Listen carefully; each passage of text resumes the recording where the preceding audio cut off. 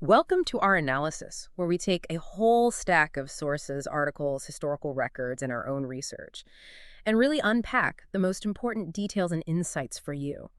Our mission today is to give you a complete, clear, and really nuanced understanding of one of the most foundational, but also one of the most controversial stories in American pop culture. And that's the life and career of Bob Kane, the man who is, of course, credited as the creator of the Caped Crusader, Batman. Right.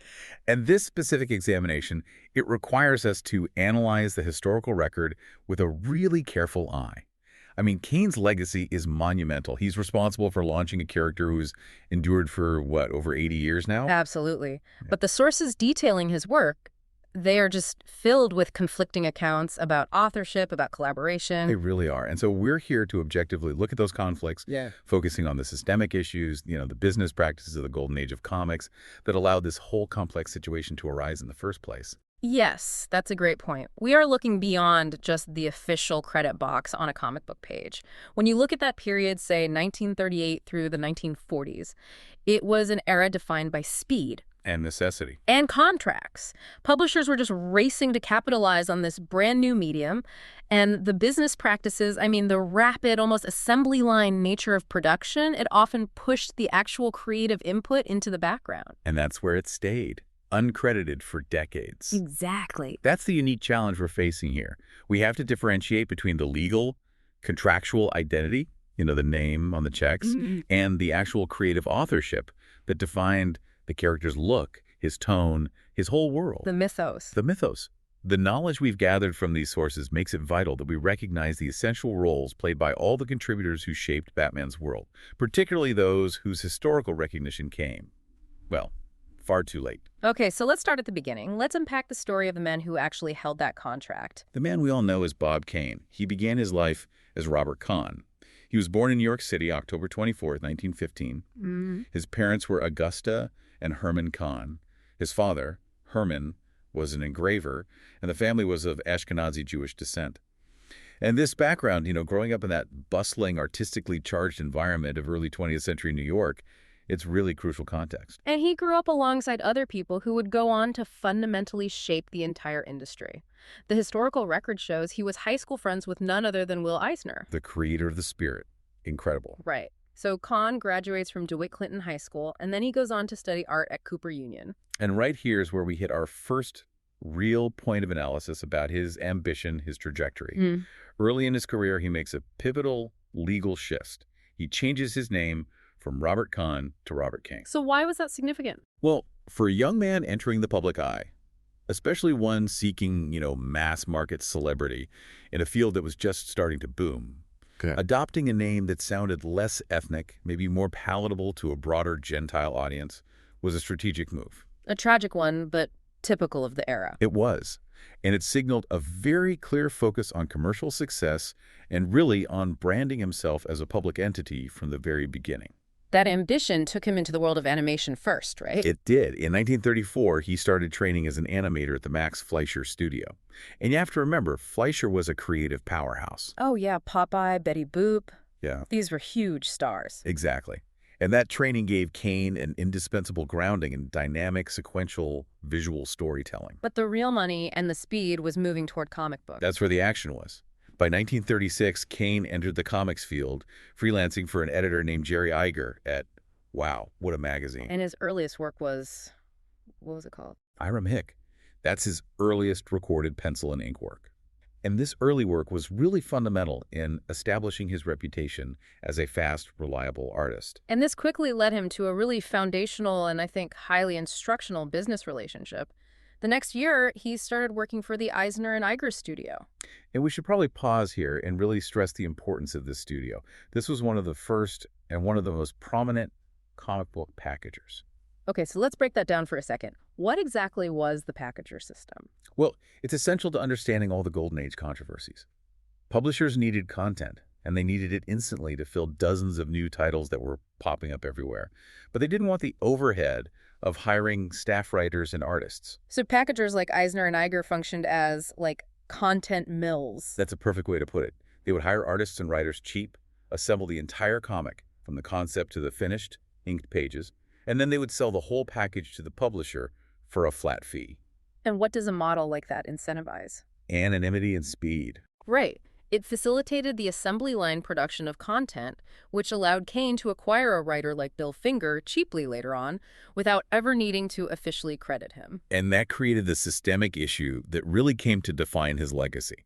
It taught him that the contract, the business arrangement, was more valuable than the name of the actual creative contributor. While he was working in that system, Kane produced a feature called Peter Pup for a UK magazine. That was for Wags. And the sources describe this work as having these strong overtones of, quote, mystery and menace, which shows an early stylistic affinity for the darker genres that would, later define Batman. He also did some humor features for the companies that would eventually merge to become DC Comics. Things like Ginger Snap and Oscar the Gumshoe. But the truly significant early work was his first real adventure strip, Rusty and His Pals, for Adventure Comics. And why was that one so important? Well, not only did it secure his place as a reliable vendor for the new DC Comics, but crucially, it put him in contact with the man who would help him change pop culture forever. Bill Finger, who was hired by Kane to ghostwrite some of these early features. The groundwork for the great collaboration and the great injustice, it was all laid right there. So by early 1939, DC Comics was, let's just say, desperate. That's putting it mildly. Yeah. The character Superman, introduced the year before in Action Comics #1, had created a revolution. It was a phenomenon. And the publishers needed another blockbuster hero. And they needed him immediately. Right now. The historical record confirms that Kane, who was driven by this commercial urgency and his desire to capitalize on the trend, he responded by conceiving this figure he initially called the Batman. But he was synthesizing cultural touchstones that were already popular, right? The idea wasn't purely from scratch. No, not at all. Yeah. His genius, if you will, lay in combining these disparate elements. Kane himself cited 3 main influences that fed into the core character concept. Okay, what was the first one? The first, and maybe the most traditional, was the figure of Zorro. Specifically, actor Douglas Fairbanks' portrayal of the dashing swashbuckler. Right, so that gives the character the secret identity, the masked avenger, the dark flowing cape. It suggests a kind of romantic heroism. But wait a minute, Zorro is a classic hero who operates openly. He's not this dark, shadowy creature that Batman became. So how did Kane pivot from that traditional heroism into something so dark and noir? Well, that brings us to the second influence, which was strictly technical and visual. Leonardo da Vinci's diagram of the ornithopter. The flying machine. The flying machine with those huge, articulated, bat-like wings. Kane was aiming for a kind of high-tech flying vigilante. And this point is critical. The sources suggest that Kane tried to integrate Da Vinci's mechanism, or at least the visual idea of it, directly into the costume. Which didn't really work out. Not at all. The ornithopter concept, while it looks striking in a technical drawing, it translated poorly to a practical superhero design. And that resulted in the notorious stiff wings we hear about in the early descriptions. And the third influence was pure cinema noir and mystery. Yes, the 1930 film The Bat Whispers, which was based on Mary Reinhardt's novel The Circular Staircase. So you've got this mix of swashbuckling adventure, theoretical science, and classic American mystery all thrown together. But when Kane brought these influences together, the result was visually clumsy. Very clumsy. The initial sketch he showed to Bill Finger in early 1939 was a far, far cry from the Batman we know. The historical accounts, and these are primarily from Finger, they paint a very clear picture of this original design. Finger described the original Batman as looking very much like Superman. He wore reddish tights and boots, a bright primary color scheme. There were no gloves or gauntlets either, which left his hands exposed and human.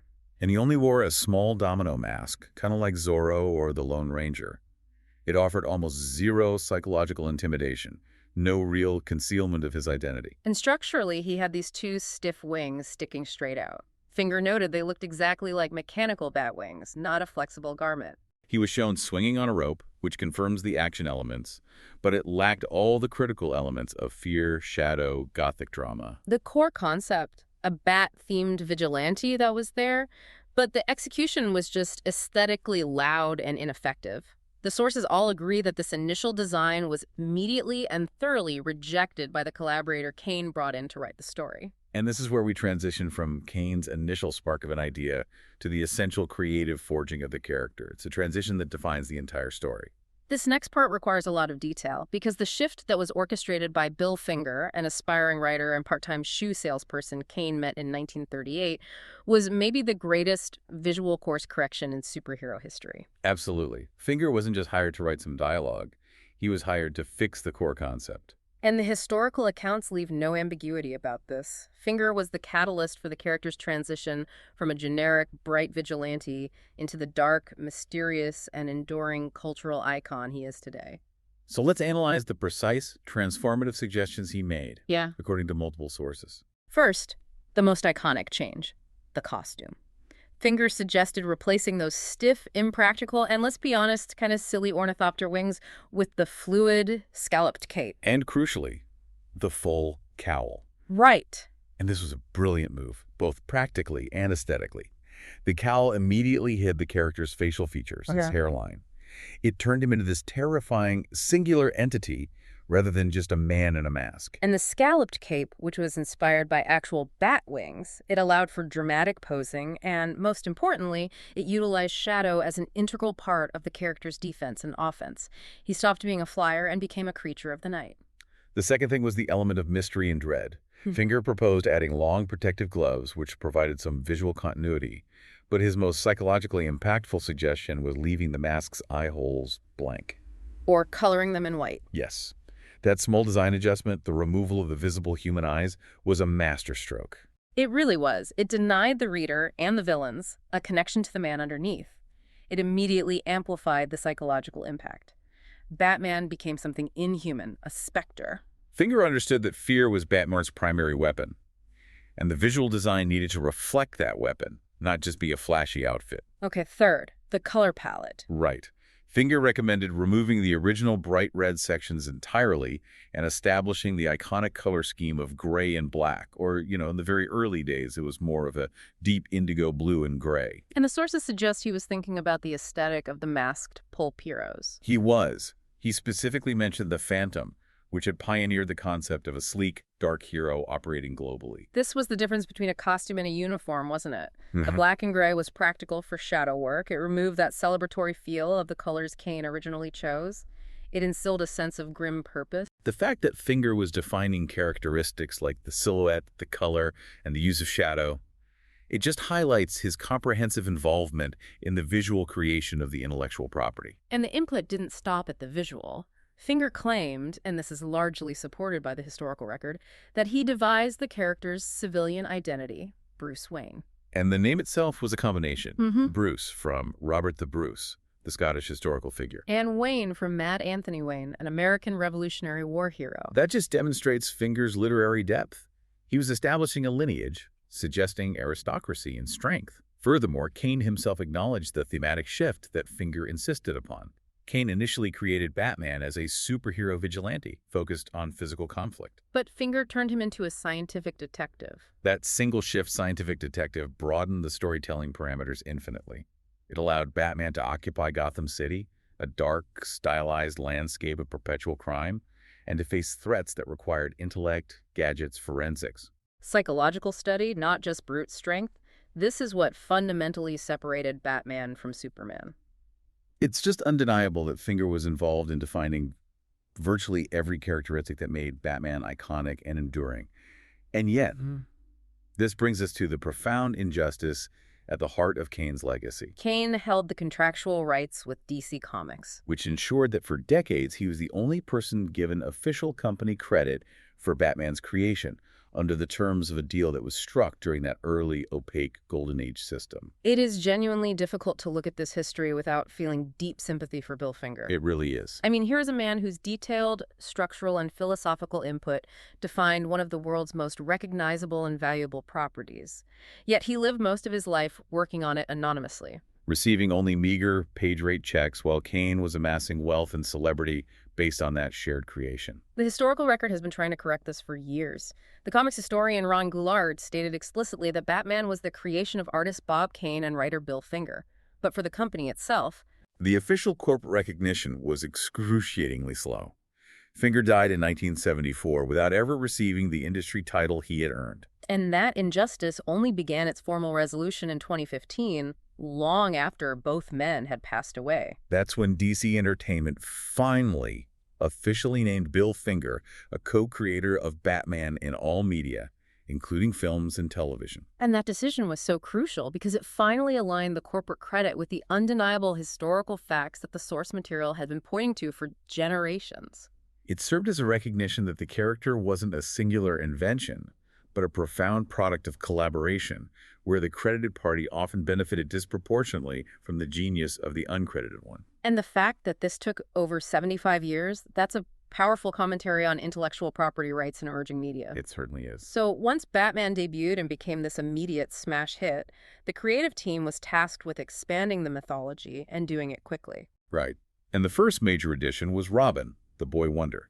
He was introduced only 11 issues later in Detective Comics #38 in April 1940. And the sources show this was a necessity driven by storytelling demands. Finger articulated the problem very clearly. He said Batman, who combined the action of Douglas Fairbanks with the intellect of Sherlock Holmes, needed a sounding board. Holmes had his Watson, so Batman needed someone to talk to. Finger felt the internal monologues were becoming repetitive and, frankly, tiresome to write.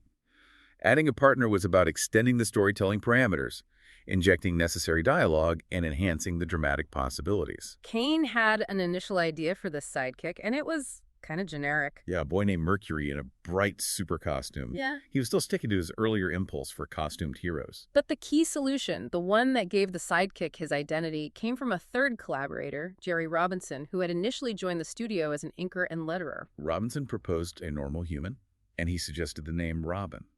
He claimed the inspiration came from the Robin Hood books he loved. Specifically, he noted the illustrations by N.C. Wyeth that were in those books, which emphasized youthful adventure and dexterity. The character became Dick Grayson, an orphan circus performer who becomes Bruce Wayne's young ward. And this addition had a massive, immediate commercial impact. It solved the writing problem, and more importantly, it broadened the character's appeal. Absolutely. The introduction of Robin suddenly allowed younger readers to identify directly with the character. He provided a proxy through which they could experience Batman's world. That structure, the stoic mentor and the youthful, energetic ward, it was so successful it became the template for superhero comics across the industry for decades. It really did. So, if the discussions around Robin were complicated, the origin of Batman's primary nemesis, the Joker introduced just weeks later in Batman #1, is where the sources present a true, agonizing conflict in the accounts of authorship. Yes, this highlights the deep friction that was just inherent in that ghosting system. This segment requires us to weigh the historical evidence from 3 different participants who all claim significant input. We have 2 distinct and largely mutually exclusive versions of the Joker's visual and conceptual genesis. Okay, so let's start with Kane's official position, as he presented it in his autobiography and later interviews. Right. Kane claimed that he and Finger created the Joker. He said that Robinson only supplied a playing card, which they used for a few issues as the character's calling card, but not as the core visual idea. Kane insisted that Finger showed him a photograph of the actor Conrad Veidt from the 1928 silent film The Man Who Laughs, Which was based on a Victor Hugo novel. Exactly. And according to Kane, Finger declared, "Here's the Joker." This version emphasized Finger's literary concept and Kane's own artistic execution of that concept. Okay, so now we shift to Robinson's counterclaim, which is equally detailed. Robinson maintained that the visual idea was fundamentally his.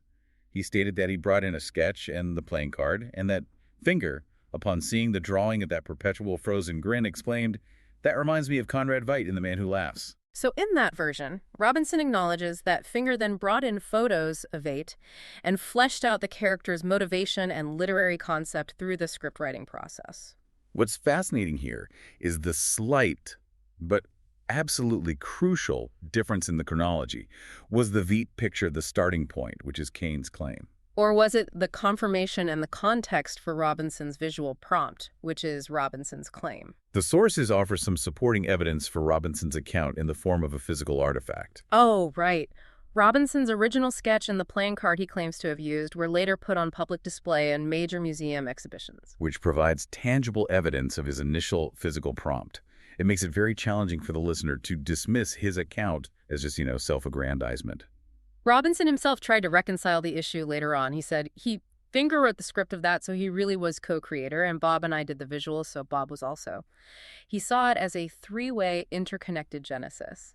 It really seems that the genius of the Joker, that combination of the indelible visual from Robinson and Veidt, the dark personality from Finger's writing, and the contractual platform from Kane, was an accidental fusion of conflicting inputs. This complex dispute just highlights the impossibility of assigning singular credit in high-pressure creative collaboration. In the absence of signed memos or clear contracts outlining creative ownership within the studio, all we're left with are powerful yet conflicting memories from individuals with an understandable stake in the outcome. Moving beyond that central trio, the sources also clarify the creation of other foundational villains, and here, Kane's contributions appear less disputed in certain cases. Yeah, perhaps because the collaborators weren't fighting for credit on every single character. Right. The complexity varies. According to the comics historian Les Daniels, nearly everyone seems to agree that Two-Face was Kane's brainchild exclusively. That villain, Harvey Dent, with his dramatic transformation based on duality and trauma, that stands as a clearer, singular conceptual creation by Kane. Similarly, Catwoman, who was originally introduced as the Cat, was largely Kane's concept. He designed her as a villainous female counterpart to Batman. He claimed she was partially inspired by his cousin, Ruth Steele, but aesthetically he modeled her design on the actress Jean Harlow. He noted his view that, quote, women were feline and mysterious. Kane also created the Scarecrow, which Finger then scripted to give him his psychological depth and the original shape-shifting version of Clayface. But even the Penguin's origin story, from Detective Comics #58, shows that persistent pattern of conflicting inspiration between Kane and Finger. Okay, so what were the two versions for him? Kane claimed his inspiration was from a very commercial source. The advertising mascot of Cool cigarettes, a penguin with a top hat and a cane. And Finger? Finger, however, insisted that he created the villain as a caricature of these stuffy English gentleman type, which he felt reminded him of the appearance of emperor penguins. So no matter where we look, from the iconic look of the hero to the core members of the Rogues Gallery, we see a consistent reality confirmed by the historical record. Kane was the necessary contractual foundation, but the truly defining, memorable, and enduring features of the mythology were almost always achieved through intense, immediate, and often historically obscured collaboration with Finger, Robinson, and others. The explosive success of Batman immediately created a production nightmare for DC. It really did. The source material notes that DC Comics wanted more stories, and they wanted them faster than Kane's personal studio could physically produce while maintaining any kind of quality. And this necessity led to the immediate and systemic escalation in the use of uncredited ghost artists. It was a simple matter of demand just outstripping the capacity of one man or even one small studio. So DC began assigning its own in-house pencilers to work as uncredited ghost artists under Kane's official supervision. So these talented individuals, people like Dick Sprang, they would draw the stories, but the official signature, the paid credit, was always Kane's. The publisher enforced this to maintain the brand identity that was associated with the primary creator. And this practice intensified dramatically in 1943. Kane began focusing primarily on penciling the daily Batman newspaper comic strip, which required his focused attention. And while he was doing that, artists like Jack Burnley and Win Mortimer took over the monthly comic books, working under the pretense that they were simply executing Kane's style and receiving no credit for it. This era of the ghost artist fundamentally divorced the celebrity identity of Bob Kane from the actual labor that was required to produce the artwork. And after the newspaper strip finished in 1946, Kane returned to the comic books, but the ghosting didn't stop. In fact, he formalized his own private system. The sources indicate that Kane hired his own personal, secret ghost artists, entirely independent of DC Comics, to draw the bulk of his assignments. This was a private business arrangement. It was designed to maximize his personal output and his income while ensuring the official contract was fulfilled under his name. And the list of these ghost artists includes names like Lou Schwartz and, most notably, Sheldon Moldoff. Moldoff's arrangement was massive. He worked for Kane extensively from 1953 all the way up to 1967. He drew hundreds of pages, many of which featured iconic characters and defining visuals, all while remaining completely uncredited in the official publications. This private ghosting arrangement, while it was common among top comic artists of the era, it truly reinforces the theme of uncredited labor that just permeates Kane's entire legacy. Kane wasn't just creating the ideas, he was successfully running a highly efficient factory of ideas and finished artwork, all of it shielded behind his exclusive contractual creator credit. It makes you reflect on the sheer volume of content that the public believed was produced by a single hand. When you realize that artists like Moldov sustained the visual identity of Batman and Robin for over a decade and a half without any public acknowledgement, the scale of the attributed work versus the actual execution becomes staggering. By 1966, Kane retired from active penciling for DC Comics, and this coincided with the massive pop culture explosion created by the Batman television show starring Adam West. Right. And he then leveraged his status as the credited creator of Batman into a post-comics career focused on celebrity and artistic pursuits. He successfully transitioned into television animation, creating new characters in a similar vein, like Courageous Cat and Cool McCool. He was effectively selling the brand equity of Bob Kane, the creator of Batman. And even when he focused on fine art later in life, showcasing and selling paintings in art galleries, the historical record reveals that this practice of ghosting continued. The sources note that even some of these later, supposedly personal canvases were produced by uncredited artists. It underscores that for Kane, the concept of a signature credit had become entirely divorced from personal labor. Nevertheless, his foundational role was cemented in Hollywood. Kane worked as a consultant on the hugely successful 1989 Batman film, directed by Tim Burton. And its 3 sequels after that. His involvement ensured that his official legacy was tied directly to the major cinematic adaptations, allowing him to benefit financially and culturally from the property's global success. And throughout his later life, he received substantial recognition for his contractual role in launching the industry.